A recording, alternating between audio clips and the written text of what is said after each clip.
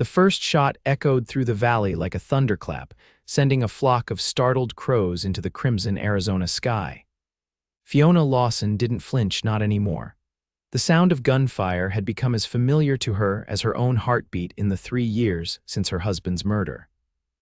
She stood on the porch of her small ranch house, rigid in her widow's black, watching the sun sink behind the distant mesas.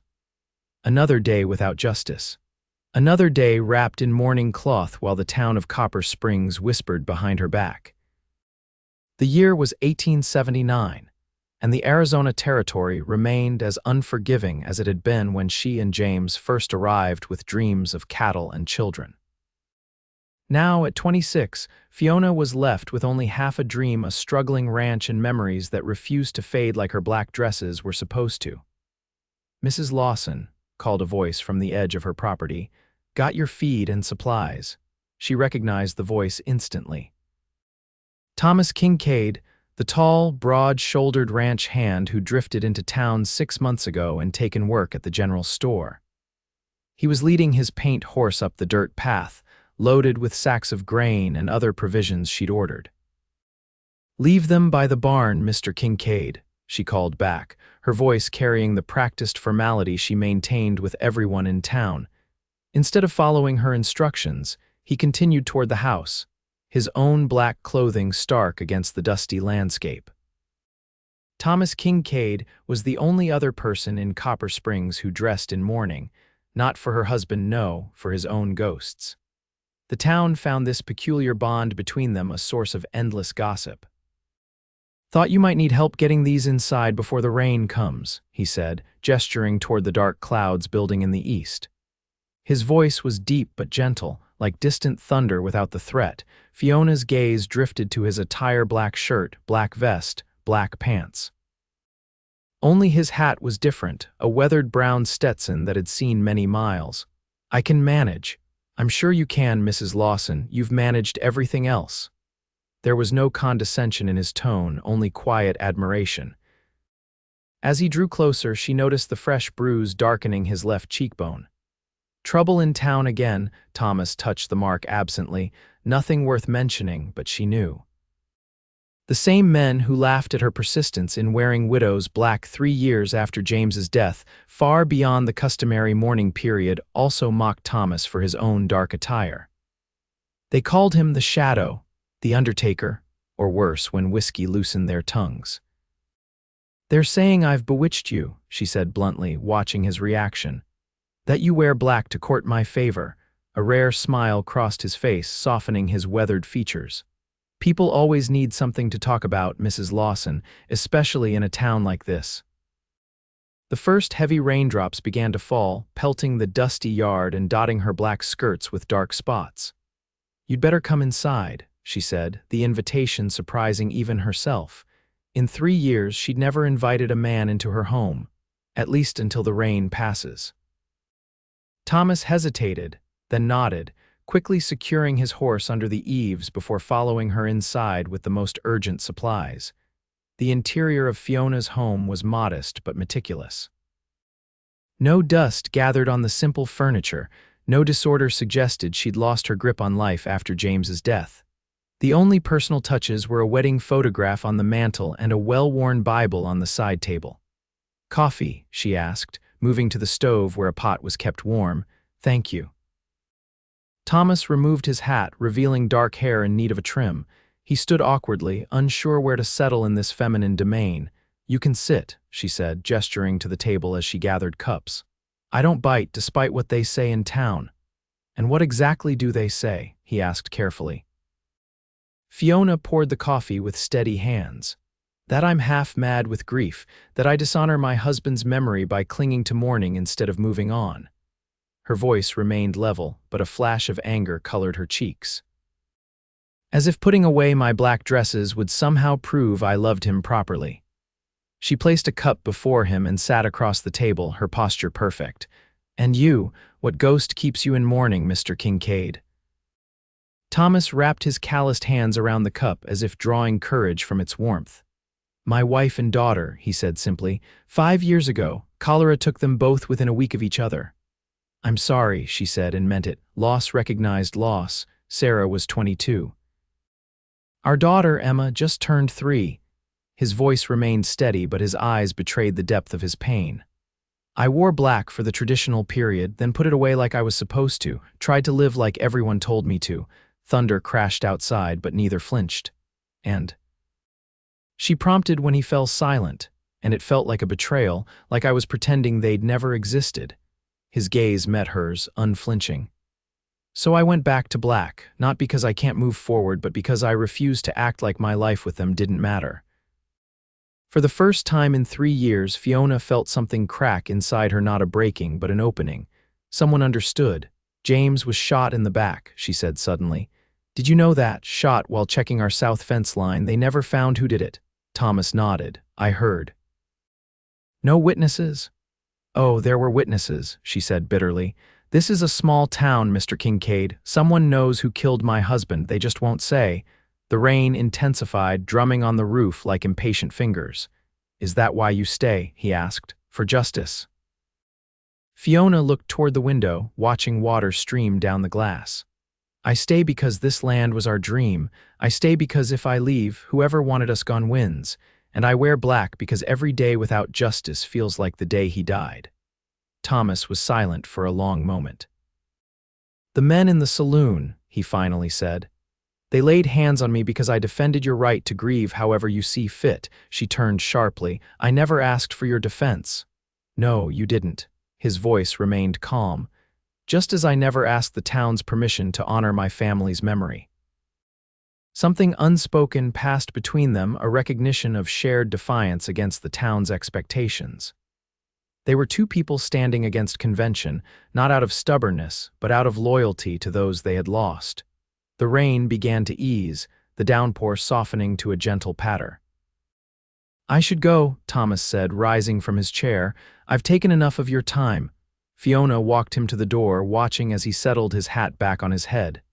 Mr. Kincaid, she said as he stepped onto the porch, thank you for the delivery. He understood she was thanking him for more than the supplies.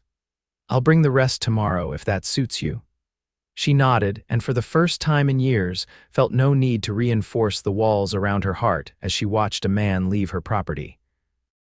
The next morning dawned clear and bright, the rain having washed the world clean. Fiona rose early, as was her habit, and set about her chores. The ranch wouldn't run itself, and despite the difficulties of managing alone, she'd refused to sell even when the bank pressured her after James's death. She was in the chicken coop collecting eggs when she heard hoofbeats approaching. Stepping out, basket in hand, she saw Thomas Kincaid returning with the remainder of her supplies, just as he'd promised. Today, his black clothing seemed less a statement of mourning and more simply a part of him, like his straight posture and watchful eyes. Morning, Mrs. Lawson, he called, dismounting with an easy grace that spoke of years in the saddle. Mr. Kincaid, she acknowledged, approaching as he began unloading packages.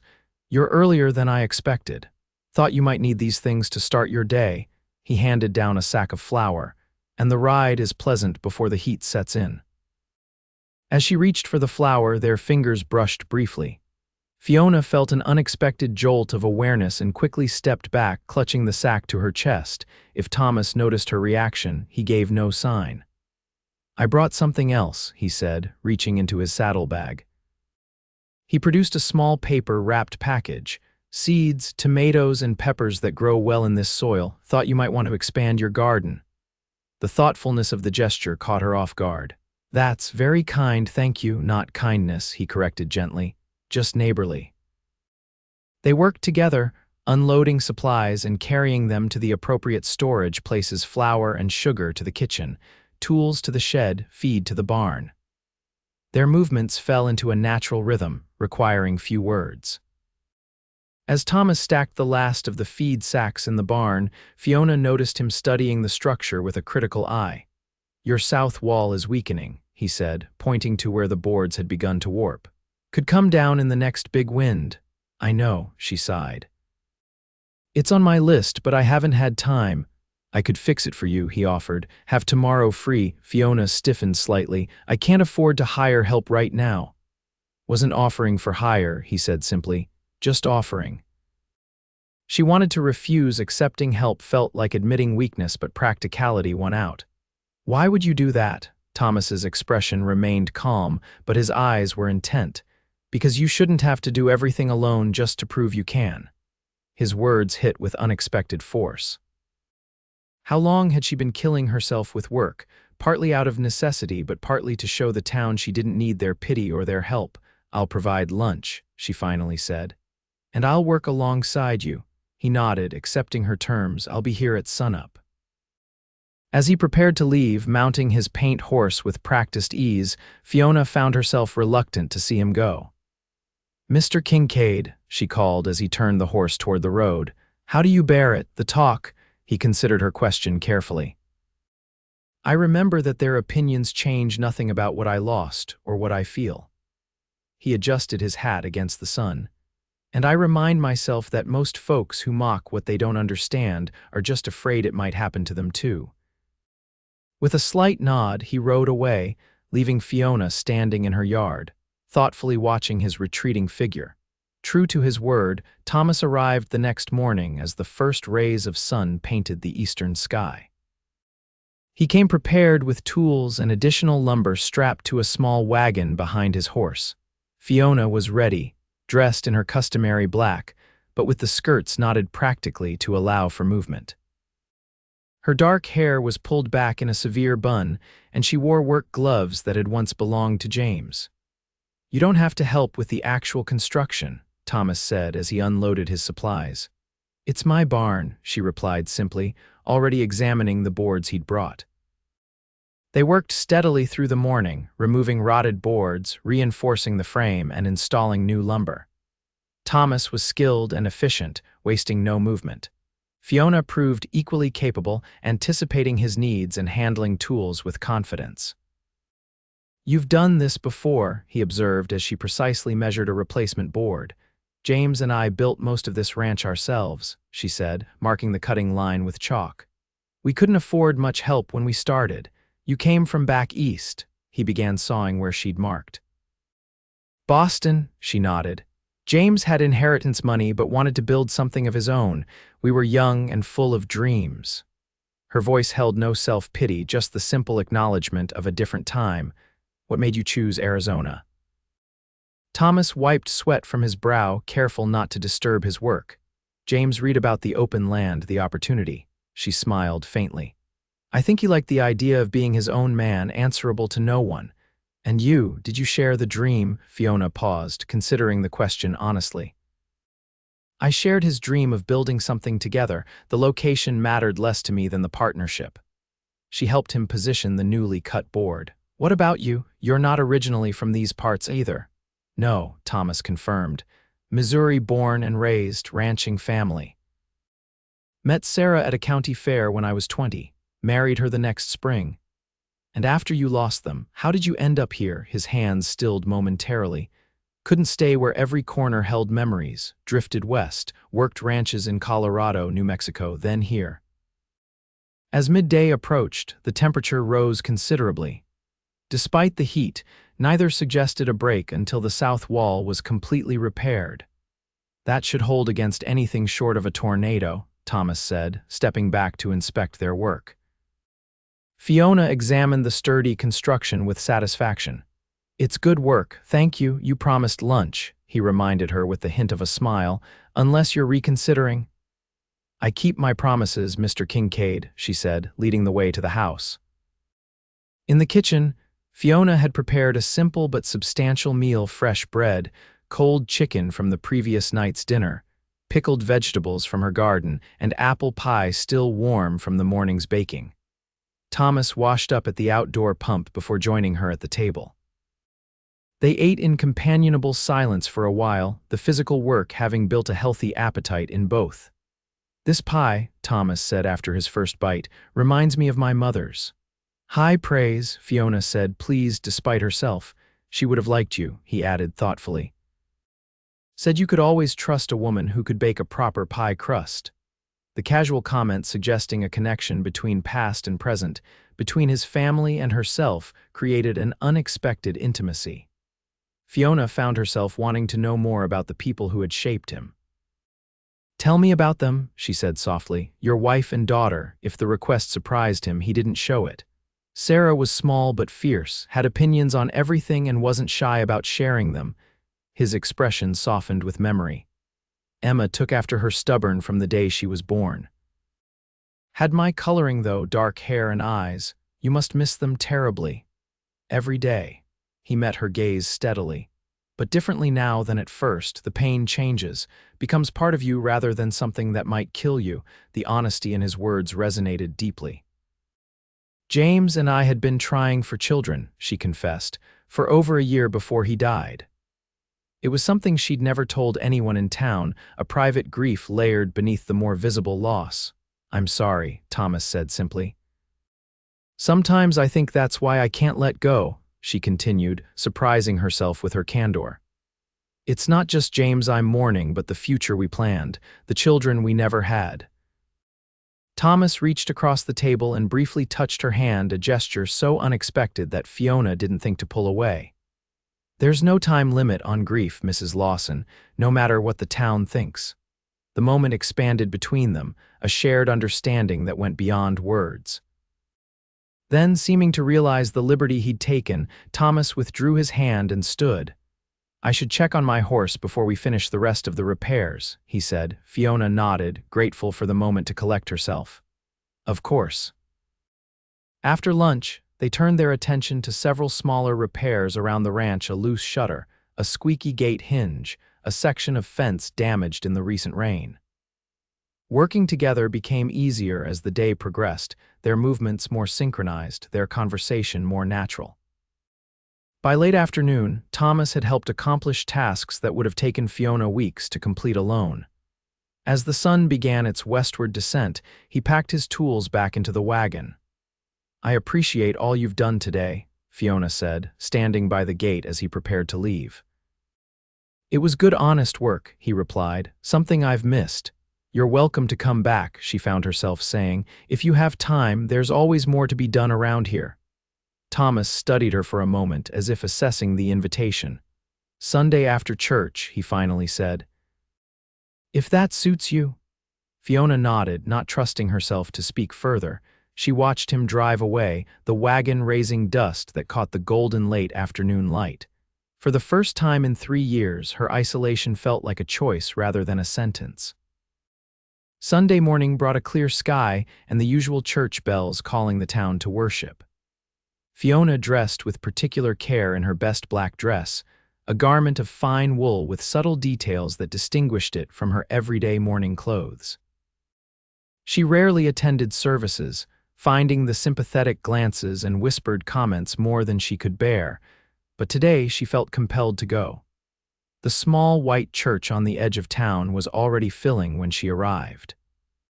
Her entrance caused a brief lull in conversation before the buzz resumed, now with glances in her direction. Fiona held her head high as she made her way to an empty pew near the back. She had just settled herself when a shadow fell across her. Looking up, she found Thomas standing in the aisle, dressed in his customary black but with a crisp white shirt and polished boots that marked the day as special. "Mrs. Lawson," he said with a slight bow of his head, "may I join you?" Aware of the watching eyes and wagging tongues, Fiona hesitated only briefly before sliding over to make room. "Of course, Mr. Kincaid." As he sat beside her, she could feel the ripple of interest move through the congregation. The widow and the strange, black-clothed newcomer, sitting together in church, it would feed the gossip mill for days. Pastor Miller, a kindly man in his 60s who had been with the church since its founding, took to the pulpit and began the service. His sermon centered on the community's responsibility to care for one another, with pointed references to judging, not lest ye be judged, that weren't lost on the congregation. Throughout the service, Fiona was acutely conscious of Thomas beside her, the solid presence of him, the faint scent of soap and leather, the respectful attention he paid to the proceedings. When hymns were announced, he sang in a pleasant baritone, knowing the words without having to consult the hymnal. After the final blessing, Pastor Miller stood at the door to greet his flock as they departed. Fiona and Thomas waited their turn, side by side but not touching. Mrs. Lawson, the pastor said warmly when they reached him, "It's good to see you here today. You've been missed." "Thank you, Pastor," she replied. "Your sermon was thought-provoking." "And Mr. Kincaid," the older man continued, extending his hand. "I appreciate your regular attendance these past months. A steady faith helps during difficult times." Thomas shook the offered hand. "Your words provide comfort, Pastor." As they moved away from the church, Fiona was keenly aware of the subtle and not so subtle observation from the townspeople gathered in small groups across the churchyard. Margaret Wilson, the banker's wife and self-appointed arbiter of town propriety, made a beeline toward them. "Fiona, dear," she said with manufactured concern. "How unexpected to see you here today and with company." "Mrs. Wilson," Fiona acknowledged coolly. "I believe you've met Mr. Kincaid." Margaret's gaze flicked dismissively over Thomas. "From the general store, yes. How charitable of you to escort Mrs. Lawson." Thomas's expression remained impassive, but Fiona sensed his tension. "Actually, Mrs. Wilson," she said with deliberate clarity, "Mr. Kincaid will be joining me for Sunday dinner. He's been kind enough to help with some repairs at the ranch." Margaret's eyebrows rose dramatically. "Indeed. Well, I suppose it's time you had some assistance." The implication in her tone was unmistakable that more than ranch repairs might be involved. "Good day, Mrs. Wilson," Fiona said firmly, moving past the woman with Thomas at her side. "That was unnecessary," he said quietly as they walked toward where their horses were tethered.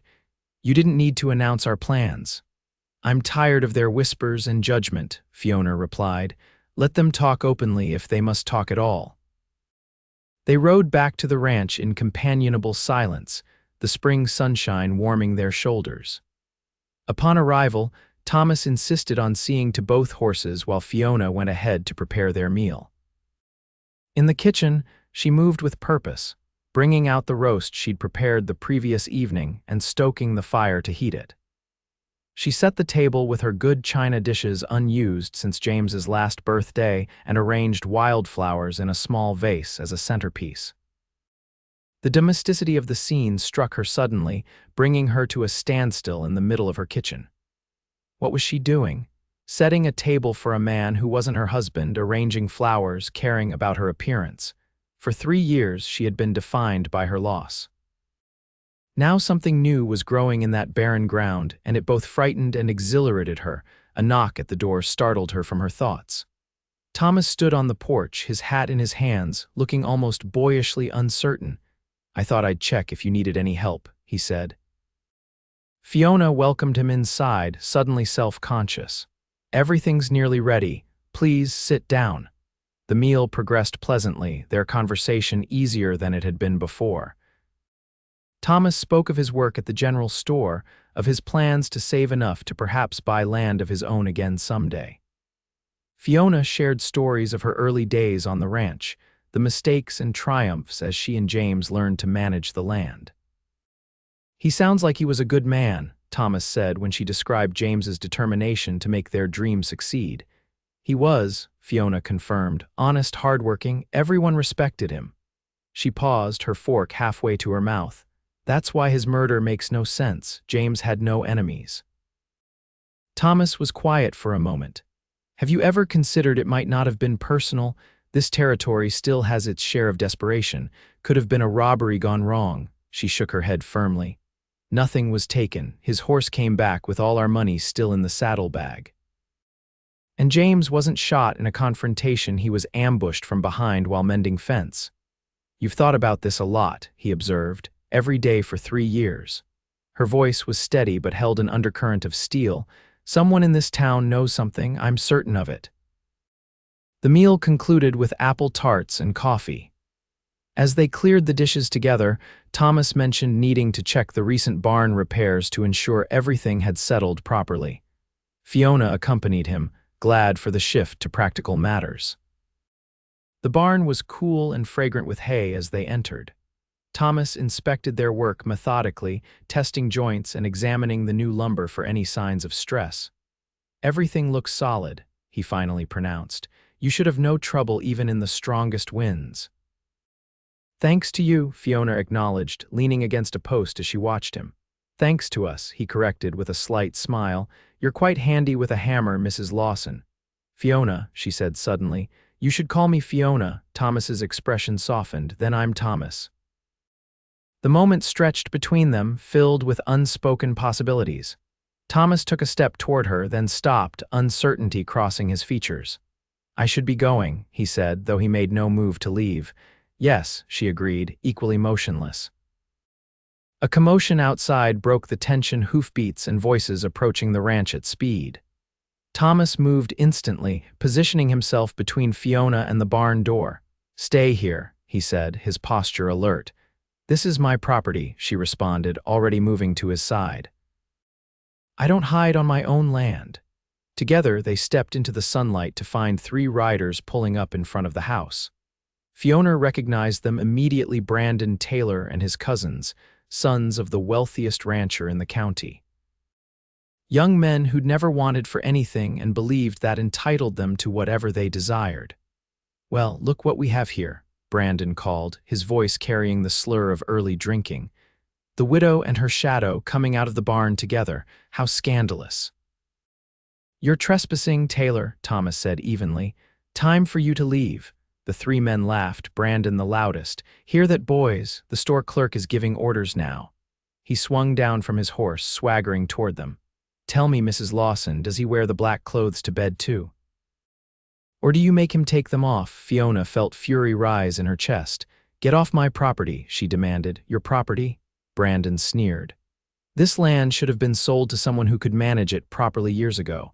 My father offered fair price after your husband's unfortunate accident." Something in his tone, the pause, the hint of satisfaction, sent a chill through Fiona.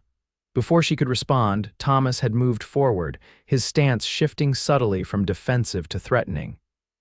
"You should choose your next words very carefully," he told Brandon, voice dangerously quiet.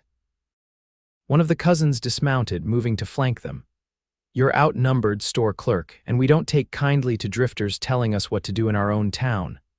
"This isn't your town," Fiona said sharply, "and this is still my ranch." Brandon's expression turned ugly. "Not for long. A woman alone can't possibly maintain all this. Eventually you'll have to sell, and my father will be waiting." His gaze flicked to Thomas. "Unless you've found yourself a new husband already, moving rather quick, aren't you?"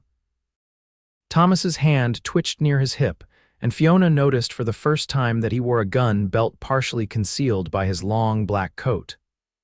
"I won't tell you again to leave," Thomas said, his voice steady despite the tension vibrating in the air.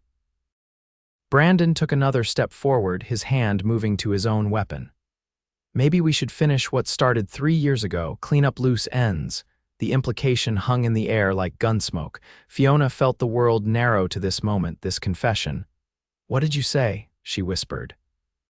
Seeing the slip, Brandon attempted to backtrack.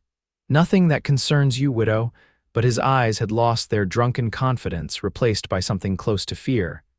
"You knew about James," Fiona said, certainty dawning cold and clear. "You know who killed him." The 3rd man, still mounted, shifted nervously. "Brandon, let's go. This isn't worth it." But Brandon, pride and alcohol overriding sense, drew his pistol. "No one will believe a crazy widow and a drifter anyway." What happened next occurred so quickly that later Fiona could only recall fragments. Thomas moved with astonishing speed, drawing and firing in one fluid motion. Brandon's gun discharged harmlessly into the dirt as he clutched his bloodied hand, the weapon spinning away from him. "You shot me." He howled, face contorted with pain and shock. "Be grateful I aimed for your gun hand," Thomas replied coldly, his weapon still trained on the young man. "Now, you're going to tell Mrs. Lawson exactly what you know about her husband's death." The mounted cousin made a move toward his own weapon, freezing when Thomas swung his aim in that direction. "The next one won't be a warning," he promised. Brandon, cradling his injured hand, glared with hatred. "I don't know anything." "Your father wanted this land," Fiona said, pieces falling into place. "James refused to sell, no matter the offer." "Your husband was a stubborn fool," Brandon spat. This valley should belong to one ranch, not parceled out to every dreamer who stakes a claim. So your father had him killed, she pressed, her voice breaking despite her efforts to control it. My father had nothing to do with it, Brandon protested, too quickly and too forcefully. The dismounted cousin shifted uncomfortably. Brandon, shut up. But Brandon, in pain and desperate, continued. It was supposed to be a warning. No one was meant to die. In the distance, the sound of more approaching riders reached them. Thomas kept his weapon trained on the three men, his expression grimly determined. Who pulled the trigger? He demanded. Brandon looked away, suddenly sullen. Who? Thomas's voice cracked like a whip. Cal Winters, the mounted cousin finally said, his face ashen. He works for our father. Brandon told him to scare James Lawson, maybe rough him up a little. Cal took it further than ordered. Fiona felt her knees weaken. After 3 years, the truth spoken so casually, as if her husband's life had been nothing more than an inconvenience to be removed, the new riders appeared Sheriff Mills and 2 deputies, drawn by the sound of gunfire. What in tarnation is going on here? The sheriff demanded, taking in the scene with practiced eyes. For the next hour, the story unfolded piece by painful piece. Brandon, his injured hand bandaged by one of the deputies, eventually confirmed his cousin's account. Cal Winters, a ranch hand known for his violent tendencies, had been instructed to intimidate James Lawson into selling his land. Instead, whether by accident or intention, he had shot James in the back. Where is Winters now? Sheriff Mills asked, his expression grave. Wyoming, last I heard, Brandon admitted sullenly. Left town right after it happened. The sheriff turned to Fiona. Mrs. Lawson, I'm deeply sorry. We'll send wires immediately. Get the authorities in Wyoming to find this man. Fiona nodded, too numb to speak. The truth, after so long, felt hollow rather than satisfying. As the sheriff prepared to take the Taylor men to jail, Brandon turned to his father's ranch. My father will have me out by nightfall, he warned. Not this time, Sheriff Mills replied firmly.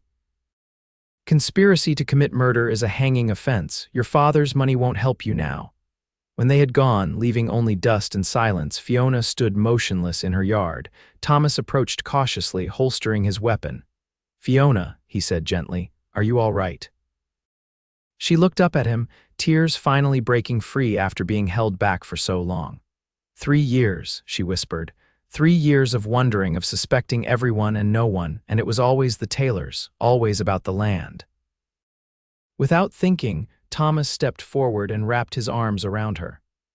Fiona stiffened momentarily, then collapsed against him, releasing 3 years of grief and anger in racking sobs that shook her entire frame. He held her steadily, one hand cradling the back of her head, offering wordless comfort.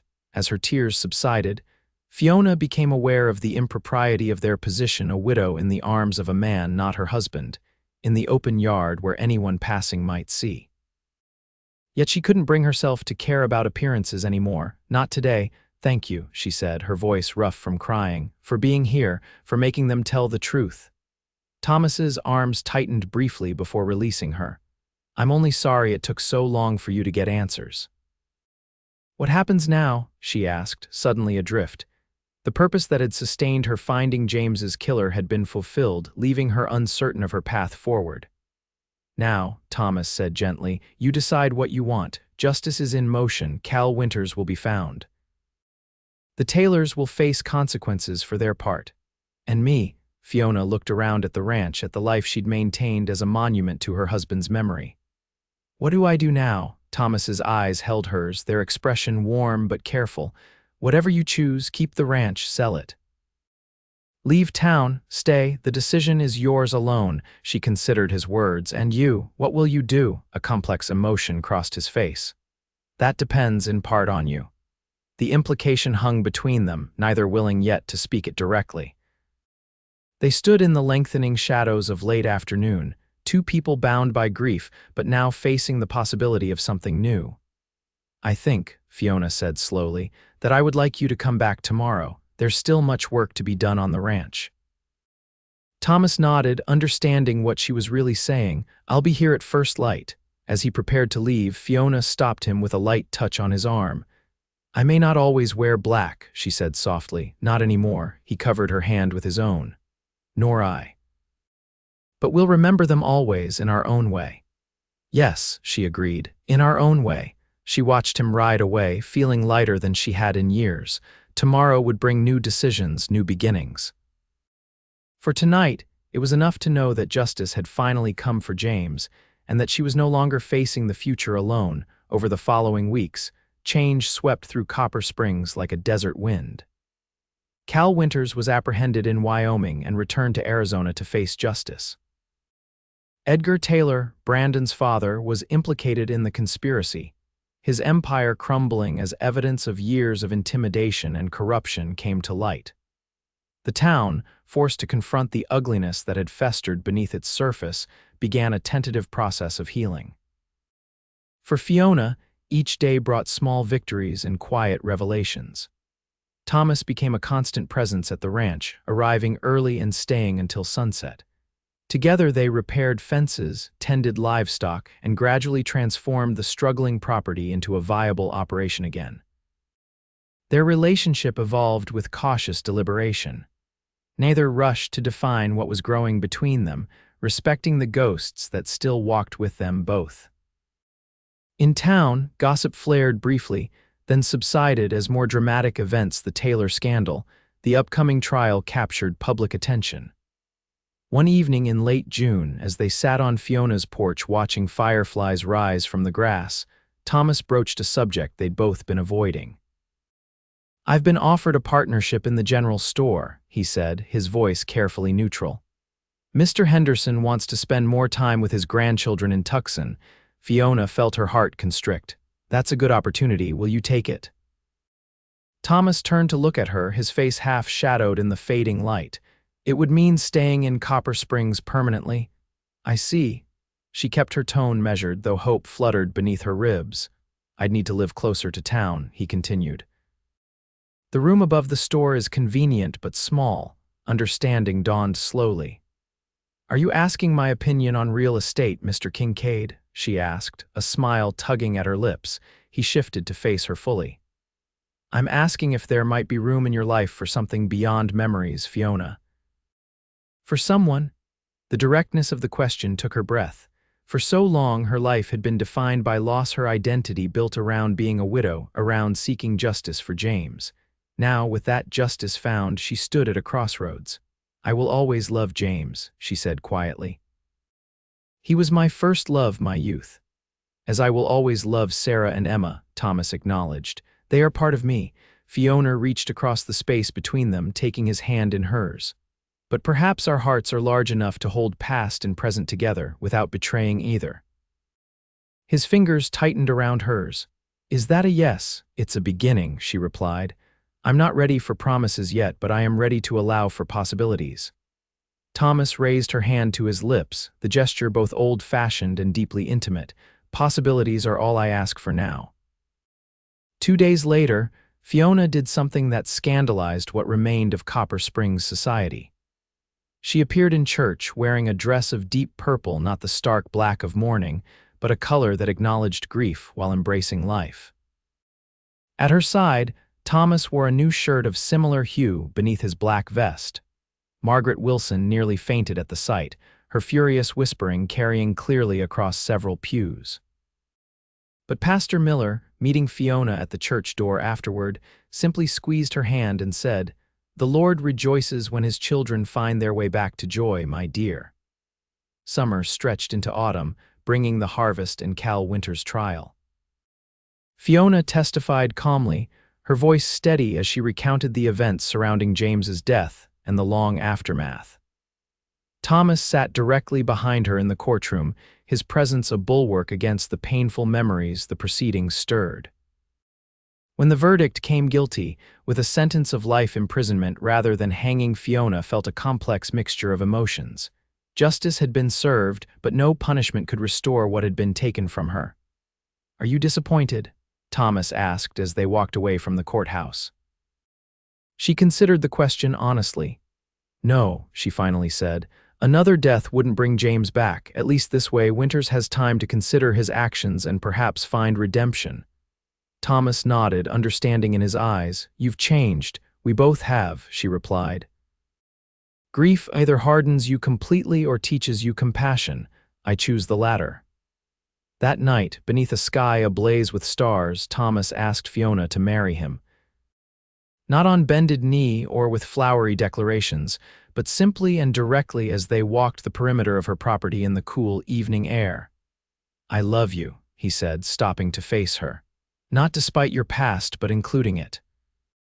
I want to build a future with you, here on this land that means so much to you." Fiona studied his face in the moonlight, this man who had walked through fire and emerged with his capacity to love intact. "People will talk," she said, though the thought no longer troubled her as it once had. "They'll say we've dishonored our dead." "Let them talk," he replied without hesitation. "We know the truth. Love doesn't diminish love, it multiplies it." "Yes," she said simply. "I will marry you, Thomas Kincaid, not to replace what I lost, but to create something new alongside it." They were married on the first anniversary of the day. Thomas had fixed her barn a date chosen deliberately to mark their new beginning rather than any past sorrow. Fiona wore a dress of soft cream, with touches of black ribbon at the collar and cuffs in subtle acknowledgement of her journey. Thomas dressed similarly, his black vest a reminder over a shirt of pristine white. Pastor Miller performed the ceremony in the small church, now filled with well-wishers rather than gossips. In the year since James's killers had been brought to justice, Copper Springs had changed, the poison of secrets and corruption gradually draining away. New families had moved in, drawn by the town's renewed prosperity, diluting the influence of old prejudices. "I now pronounce you husband and wife," Pastor Miller declared, beaming at the couple before him. "What God has joined together, let no man put asunder." Their reception was held at the ranch, transformed for the occasion with lanterns and flowers.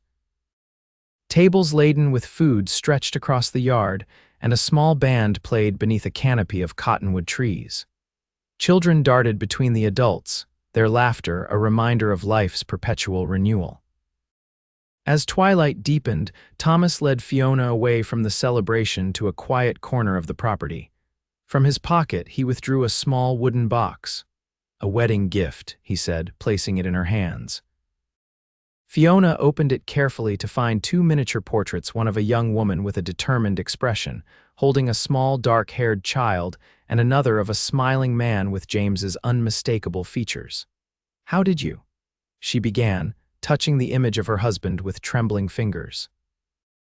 "I had them painted from the photographs in our homes," Thomas explained.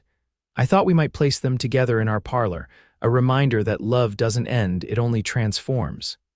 Tears blurred Fiona's vision as she closed the box gently and pressed it to her heart. "It's perfect," she whispered. "They will always be part of us." Thomas drew her into his arms, holding her as if she were something infinitely precious. "I once thought wearing black was the only way to honor Sarah and Emma's memory," he said softly. "Now I understand that living fully loving again honors them more truly than any outward sign of mourning." Fiona nodded against his chest. "They would want this for us. James would want this for me." They stood together as the first stars appeared, two people who had found each other through grief but built a connection based on something stronger: understanding, respect, and a love tempered by loss but not diminished by it. In the years that followed, the ranch prospered under their joint care. Thomas's business acumen complemented Fiona's deep knowledge of the land, creating an operation that became the envy of the county. The general store partnership flourished as well, providing stability during the inevitable lean seasons that came with ranching. 2 years after their wedding, Fiona gave birth to twins, a boy they named James Thomas and a girl called Sarah Emma, honoring those who had come before while celebrating new life. The children grew strong and spirited, raised on stories of the grandparents and half-siblings they would never meet, but whose legacies shaped their world. On the 5th anniversary of their marriage, Fiona and Thomas stood together on their porch, watching their children play in the yard that had once known only solitude and sorrow. You ever regret it? Thomas asked, his arm around her waist. Choosing to stay here after everything that happened. Fiona leaned into his embrace, considering the question. No, she said firmly. This land was worth fighting for, and if we had left, I might never have found you. He smiled, the lines around his eyes deepening. At 42, Thomas's dark hair now showed threads of silver, but his strength and steadiness remained unchanged. I would have found you, he countered. Some people are meant to find each other, no matter the circumstances. In the distance, their foreman called to the ranch hands, directing the day's final tasks. The property had grown substantially, absorbing portions of the former Taylor land when it was divided and sold after Edgar Taylor's conviction. What had once been Fiona's desperate struggle to maintain James's dream had evolved into a thriving enterprise that supported multiple families. Mother, father, look what I found. 6-year-old Sarah Emmer raced toward them, her brother close behind, both children clutching something in their hands. They opened their palms to reveal wildflowers' desert blooms in vivid purple and gold, gathered from the meadow beyond the barn. They're beautiful, Fiona said, accepting the slightly crushed blossoms. What's the occasion? For the special shelf, James Thomas explained seriously. For the people in the pictures. Thomas knelt to child level, his expression gentle. That's a wonderful idea. I think they would like that very much. Later, as twilight gathered and the children slept, Fiona arranged the flowers in a small vase before the portraits that held a place of honor in their home. The images James, Sarah, and little Emma watched over the family with painted eyes that seemed to approve of the life that had blossomed from shared sorrow. Thomas found her there, standing in quiet contemplation. They would be proud, he said, coming to stand beside her, of the life we've built. Of the children, of us. Fiona turned to embrace him. This man who had taught her that love was not a finite resource but an expanding universe. I know, she said softly. They live on in how we love each other, in how we love their children and our own. Outside, the western sky painted a masterpiece of crimson and gold. Inside, a family built on respect for the past and faith in the future prepared for another night in a home where grief had transformed into gratitude, and where black clothing had given way to the full spectrum of life's colors. In Copper Springs, they still sometimes told the story of the widow who wore black too long and the strange cowboy who joined her in mourning. But now the tale had a different ending, not of stubborn grief, but of hearts resilient enough to honor the dead while embracing the living, brave enough to risk love again after devastating loss. And in the end, that was the legacy that mattered most, not the time spent in mourning, but the courage to step back into life, carrying the past with reverence while moving forward with hope. Fiona and Thomas had found that courage in each other, creating a love story that began in shared grief, but blossomed into something neither could have imagined in their darkest days.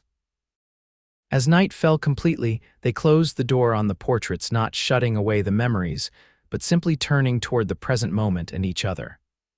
Tomorrow would bring new challenges and joys, as all tomorrows do. But tonight was theirs alone, two souls who had found their way through sorrow to a happiness more profound for having been hard won. And in that quiet moment, in the heart of a home built from both loss and love, they were exactly where they were meant to be.